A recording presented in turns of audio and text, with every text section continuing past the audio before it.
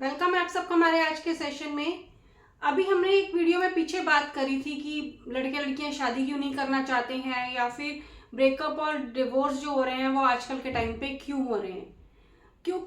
आज हम उसी बारे में आगे बात करने वाले हैं कि अगर डिवोर्स हो रहे हैं या फिर लड़के लड़कियां शादी नहीं करना चाह रहे हैं, उसके पीछे क्या एक रीज़न है कि अगर शादी भी हो जाती है तो डिवोर्स क्यों होते हैं, और हस्बैंड वाइफ के बीच में ये जो झगड़े हो रहे होते हैं ना, ये क्यों हो रहे होते हैं, इनके पीछे का क्या रीज़न है। और हम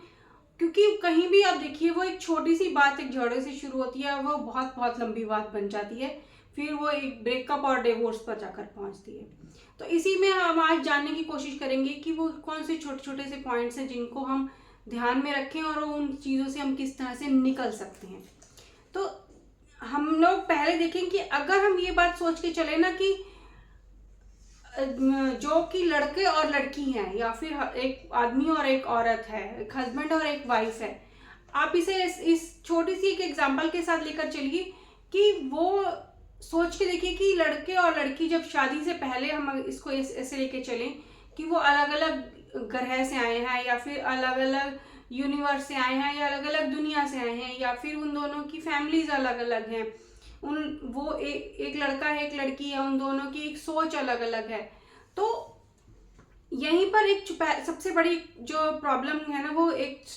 खत्म होनी शुरू हो जाती है। जो स्टार्ट हुई होती है वो एक खत्म होने लग जाती है, क्योंकि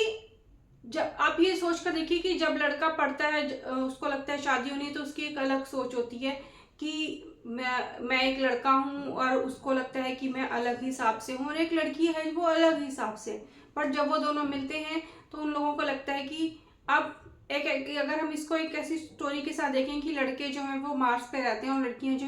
वो वीनस पे रहती हैं, तो जब वो दोनों मिलते हैं उन लोगों को लगता है बहुत अच्छे से हमें अच्छी अच्छी फीलिंग आ रही है, हम एक अच्छी लाइफ बिताएंगे, हम इन सब के साथ मिल के रहेंगे। बट जब वो इकट्ठे आते हैं, शादी हो जाती है, उसके बाद एक नॉर्मल लाइफ चलने लगती है कि एक जॉब पे जाना, बच्चों को पालना, बच्चों को फैमिली का ख्याल रखना। तो उनके बीच में वो जो प्यार मोहब्बत होता है ना, जो अंडरस्टैंडिंग होती है ना, वो एकदम खत्म हो रही होती है, क्योंकि उसके पीछे बहुत छोटी छोटी सी ही बातें। कहूँ कि पहले अगर हम एक सोच की लेकर चलेंगे, जो एक आदमी की एक सोच है, आदमी सोचता है कि मैं जो है वो मैं प्रॉब्लम सॉल्वर हूँ, अगर मेरे को किसी ने कोई प्रॉब्लम बताई है तो मुझे उसको सॉल्व करना है। यहाँ पे एक छोटी सी अगर हम एग्जांपल लेके चले ना, कि अगर वाइफ ने बताया है कि मेरे ऑफिस में बॉस ने ऐसे ऐसे कह दिया, मैंने प्रेजेंटेशन दिखाई थी, मेरा नाम नहीं हुआ, किसी और के नाम से वो प्रेजेंटेशन पास हो गई, मेरा इंक्रीमेंट नहीं हुआ, तो मेरे को ये प्रॉब्लम हो गई। जैसे कि आजकल के टाइम पे नॉर्मली होता है कि हस्बैंड वाइफ दोनों वर्किंग होते हैं, तो हस्बैंड जो है वो उसकी बात कहीं वो शाम को सुन नहीं रहा होता है, उसको लगता है वाइफ को सीधा बोलना, चलो तुम जॉब ही छोड़ दो, इससे अच्छा तुम घर बैठो, घर का ख्याल रखो और बच्चों को ध्यान दो। बट कहीं वो जो है वो उसकी वो फीलिंग नहीं समझ रहा होता है, क्योंकि उसने भी तो जॉब करनी है। वो सीधा उसकी प्रॉब्लम का सोल्यूशन बता देता है। बट वहीं अगर हम वाइफ की बात करें, एक लड़की की बात करें, उसकी जो सोच होती है कि उसको लगता है कि मेरे को जो मेरी प्रॉब्लम है, मुझे अपनी प्रॉब्लम किसी को बतानी है। तो सबसे पहले शादी के बाद उसके पास अपना लाइफ पार्टनर होता है, हस्बैंड होता है, तो वो अपनी सारी बातें सोचती है मैं इसको बताऊं। बट हस्बैंड को लगता है कि मेरे को इसको सिर्फ सोल्यूशन देना है और मैंने सोल्यूशन दे दिया। बट वाइफ को लगता है कि मेरे को सिर्फ बात बतानी है जिससे कि मैं थोड़ी हल्का फील कर सकूं, महसूस कर सकूं कि अब मैं थोड़ी नॉर्मल हूं। बट उसको जॉब नहीं छोड़नी होती है। तो यहाँ पे अगर हम दोनों की सोच की देखें तो वो अलग अलग तरह से उनकी सोच है। फिर वाइफ जो है वो कहीं उसका जो नेचर है कि जैसे हम लोग सोचते हैं ना कि लेडीज बैठती हैं, वो एक दूसरे के साथ बात कर लेती हैं, उनका दिल हल्का हो जाता है, उनको प्रॉब्लम का सोल्यूशन नहीं चाहिए होता है, सोल्यूशन वो खुद निकाल लेंगी, उनको क्या करना है क्या नहीं करना है उनको ये नहीं जानना होता है। बट और वो जब लेडीज इकट्ठी बैठती हैं तो वो एक दूसरे की बात समझती हैं, क्योंकि उनका एक नेचर ही है कि बताना और अपना दिल हल्का करना, और उसमें चाहे को सोल्यूशन खुद से ही मिल जाएगा, वो खुद से ही निकाल लेगी। बट वहाँ पर अगर हम मेल देखें, आदमी देखें, हस्बैंड देखें, तो वो उसको लगता है मेरे को इसको सोल्यूशन देना है, क्योंकि मैं मेल हूँ, मैं आदमी हूँ, और मेरे को अगर कोई बात बताएगी है तो वो किसी से भी रिलेटेड है, तो वहाँ वो उसकी फीलिंग्स नहीं समझ रहा होता है। दूसरी तरफ अगर हम देखें कि अगर मान लीजिए हस्बैंड को ऑफिस में कोई प्रॉब्लम हो रही है, हस्बैंड को ऑफिस में कोई टेंशन हो रही है, उसका बॉस से नहीं बन रही है, या फिर उसको कोई उसकी जॉब पर, बिजनेस पर उसको कोई टेंशन हो रही है, किसी भी तरह की उसको हस्बैंड को कोई टेंशन हो रही है, तो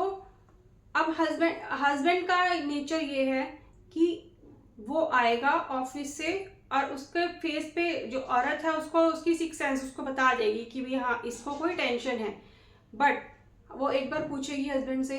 कोई टेंशन है, तो हस्बैंड बोलेगा नहीं कोई ऐसी टेंशन नहीं है। तो वो जाकर आराम से बैठेगा। उस टाइम हस्बैंड को लगेगा मेरे साथ अभी कोई बात ना करे, बट वहीं पर वाइफ को लगेगा कि मेरे को क्यों नहीं बताए, इसने कोई प्रॉब्लम है, मुझे बतानी चाहिए। वो एक बार, दो बार, तीन बार पूछेगी, फिर वो हस्बैंड इरिटेट हो जाएगा, फिर वो लड़ाई कुछ ना कुछ लड़ाई हो जाएगी। तो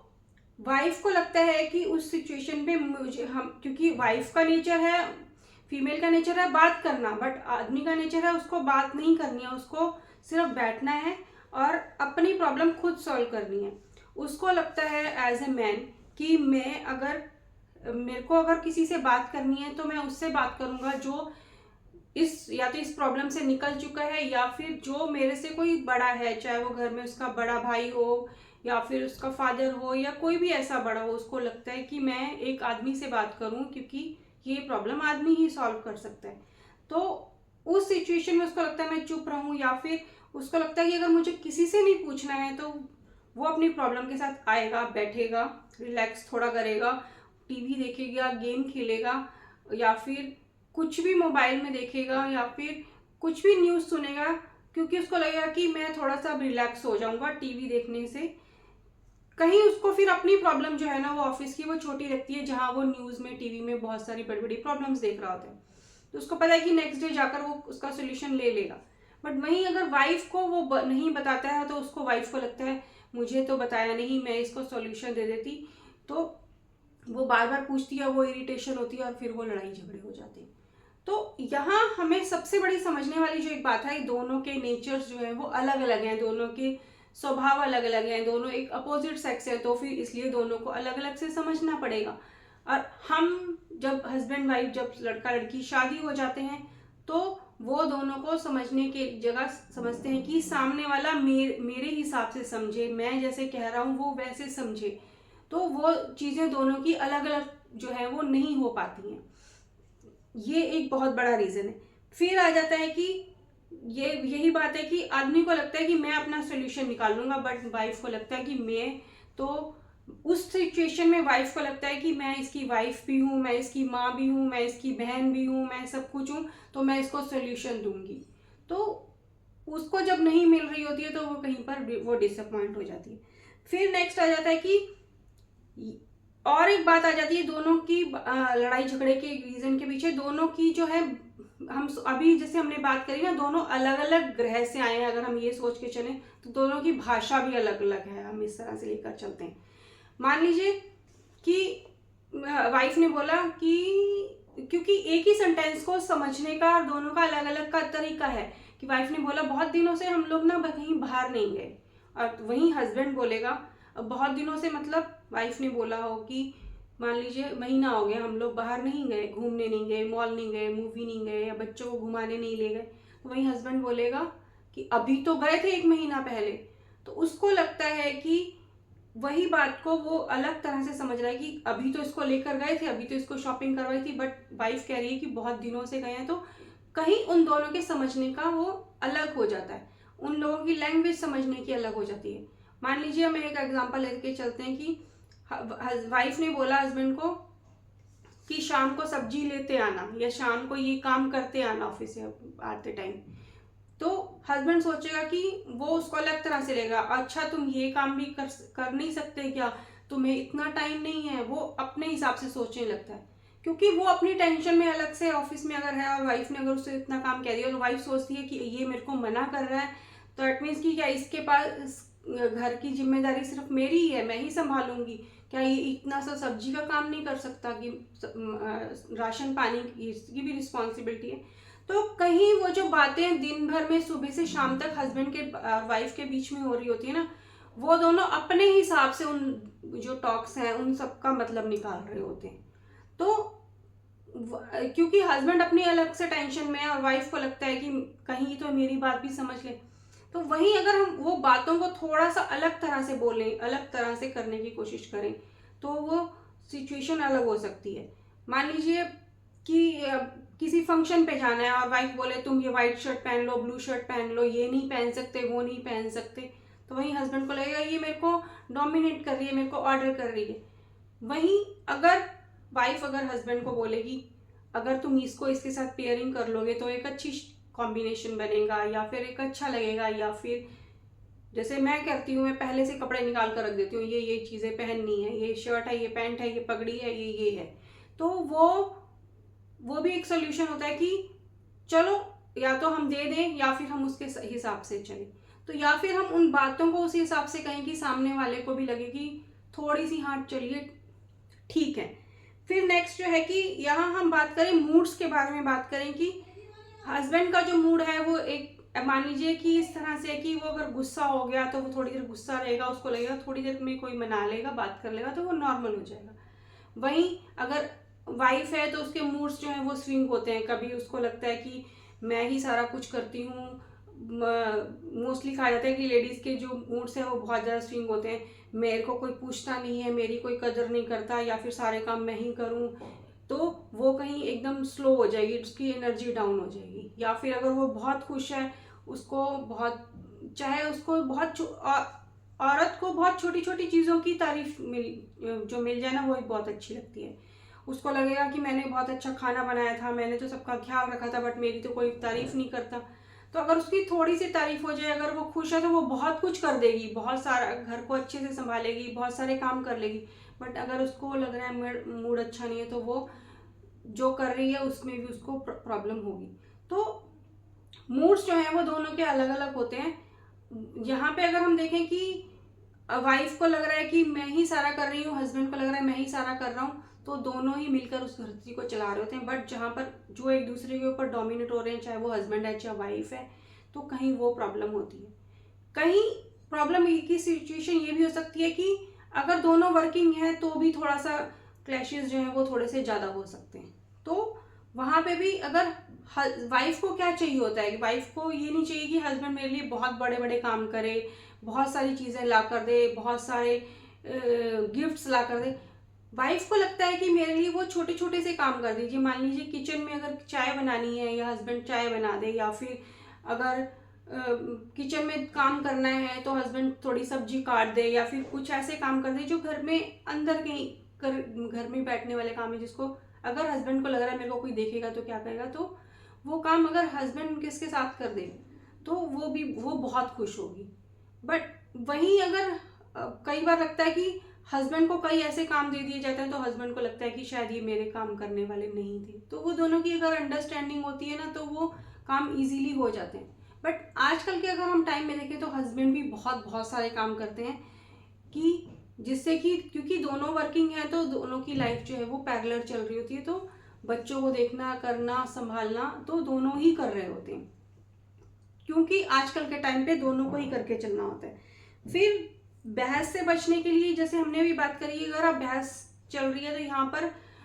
मान लीजिए एक अगर हाइपर हो रहा है, एक बहुत ज़्यादा हाइपर हो गया है हस्बैंड वाइफ में से, तो दूसरे को पता होना चाहिए कि इसका एक ये नहीं कि उसका ट्रिगर पॉइंट तक उसको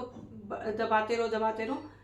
दूसरे को थोड़ी देर के लिए वहाँ से बाहर चला जाए अगर, तो वो कहीं लगेगा कि सामने वाले को कि मैं तो बोल रहा था, तो उसने उसको इतने सुनने की सामने वाले की लिमिट थी तो उसने सुन लिया, अब वो बाहर चल गए, तो बोलने वाला भी थोड़ा सा नॉर्मल हो जाएगा। उसको ये मत बताइए तुम ये गलत हो, तुम वो गलत हो, ऐसे है वैसे है, क्योंकि अपनी गलती सुनने में किसी को नहीं अच्छा लगता है, चाहे वो हस्बैंड है चाहे वो वाइफ है। तो बहस को जब बहस क्योंकि बहुत बड़ी बड़ी बातों पर बहस नहीं होती है, जब वो छोटी सी बात पर शुरू होती है वही एक बहुत बड़ी बात हो जाती है। तो उन बातों को वहीं पर अगर हम थोड़ा सा रोकने की कोशिश करें तो वो बातें चीज़ें जो हैं वो वहीं पर सॉर्ट आउट हो, कि एक दूसरे को खुश कैसे किया जाए, हस्बैंड को कैसे खुश किया जाए। हस्बैंड को सिर्फ खुश करने का एक ही तरीका है कि अगर उसको कोई टेंशन हो रही है वो तभी आप स्ट्रेस में होगा, जब उसको कोई टेंशन होगी, चाहे वो काम की टेंशन हो रही है, फैक्ट्री की टेंशन हो रही है, ऑफिस की टेंशन हो रही है, तो उसको थोड़ी देर छोड़ दिया जाए। वहाँ वाइफ जो है वो एज ए उसकी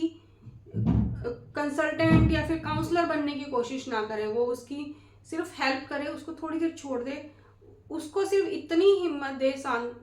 उसको कि हाँ हम तुम्हारे साथ हैं, अगर कोई प्रॉब्लम है, अगर तुम्हें लगता है कोई चीज़ बताने वाली है तो तुम मुझे बता सकते हो, शेयर कर सकते हो, अदरवाइज तुम्हें जब लगे तब मुझे बता सकते हो। तो उस टाइम पे हस्बैंड को लगेगा कि जब उसको लगेगा वो चीज़ वो उसको बता देगा। अगर उसको लगेगा कि ये सॉल्व हो सकती है ठीक है, नहीं है तो वो अगर बैठकर जैसी भी प्रॉब्लम होगी वो उसी हिसाब से बता देगा। बट कई बार हस्बैंड को लगता है कि मैं अगर बहुत बड़े बड़े काम कर दूंगा, बहुत ज़्यादा पैसा कमा लूंगा, बहुत बड़ी बड़ी चीज़ें गिफ्ट दूंगा वाइफ को, तो वाइफ मेरी तभी खुश होगी। बट वाइफ जो है वो, उसको बहुत बड़े बड़े गिफ्ट्स नहीं चाहिए होते हैं, उसको थोड़ी सी केयर चाहिए होती है, थोड़ा सा प्यार चाहिए होता है, थोड़ी सी रिस्पेक्ट चाहिए होती है, साथ में वो छोटे छोटे गिफ्ट से, छोटी छोटी चीज़ों से भी खुश हो जाती है। तो जो उसकी पसंद की चीज़ है उसको आप एक फूल भी दे देंगे तो वो खुश हो जाएगी। और कई बार ऐसी सिचुएशन आती है कि हस्बैंड वाइफ की अगर प्रॉब्लम बढ़ गई है ज़्यादा, कि अगर वो नहीं सॉल्व हो पा रही है, तो उस सिचुएशन में किसी थर्ड पर्सन को लाने की जगह एक और काम कर सकते हैं हम लोग कि जो आपने शादी से पहले या फिर शादी से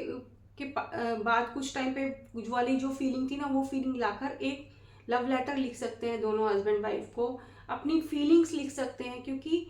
वो फीलिंग एक तो जब लिखने बैठते हैं तो वो हाथ से जो लिखी जाती है फीलिंग ना, वो आप जो दिलो दिमाग में होता है वो एज इट इज़ अगर आप लिख रहे हैं, और उसमें आपको कई बार लिखते टाइम ना ऐसा लगता है नहीं ये नहीं लिखना, या इसको मैं इस तरह से लिख सकता हूँ, तो वो पढ़ने वाला जो उसको जब वो पढ़ता है तो कहीं वो उस टाइम तो लड़ाई करने की सिचुएशन में नहीं होगा ना, वो आपकी पढ़ी हुई बात को वो समझेगा, वो आपकी फीलिंग्स को समझेगा। तो लिख लेने से बहुत सारी जो प्रॉब्लम है ना उनका भी सॉल्यूशन मिलता है। तो यहाँ हमने वो बात करी है कि किस किस तरह से क्योंकि बातें बहुत सारी होती हैं, वो हस्बैंड के कहने का तरीका, वाइफ के कहने का तरीका, और उन दोनों के आपस में उस चीज़ को सुनने और समझकर उसको अपने तरह से समझने का जो नतीजा है ना, वही बातों को बढ़ा देता है। तो क्यों ना उस बात को उसी तरह से समझा जाए जिस तरह से वो बात है, उसमें अपना हस्बैंड वाइफ अगर अपना ज़्यादा लॉजिक ना लगाएं, क्योंकि कहीं वो उन दोनों की समझने सोच और सुनने की जो बात चीज़ें हैं वो दोनों अलग अलग हैं, और उनको कहीं एक पैरेलल अगर ले आए तो वो हस्बैंड वाइफ के जो झगड़े हैं, वो जो डिवोर्स तक पहुंचने वाली बातें हैं, वो चीज़ें कम हो पाती हैं। तो इसमें बहुत सारी और बातें हैं, वो जो बातें हैं वो हमें सुबह से शाम तक के लिए हमें ही थोड़ी सी देखनी पड़ेगी, वो कौन कौन सी किस किस तरह की बातों को हम लोग सॉल्व कर सकते हैं। तो आज का जो वीडियो था ये यहीं तक था। अगर इस वीडियो से रिलेटेड अगर आपके कोई कमेंट्स हैं या फिर कोई व्यूज़ हैं, वो आप कमेंट बॉक्स में कमेंट कर बता सकते हैं। मिलते हैं नेक्स्ट टाइम किसी और बुक हॉल के साथ, किसी और वीडियो के साथ, या किसी और इसी तरह की वीडियो के साथ। तब तक thank you for watching this video and enjoy today. और ये वीडियो अगर आपको लगे कि किसी और के साथ भी शेयर की जा सकती है तो डेफिनेटली इस वीडियो को शेयर कीजिएगा। Thank you.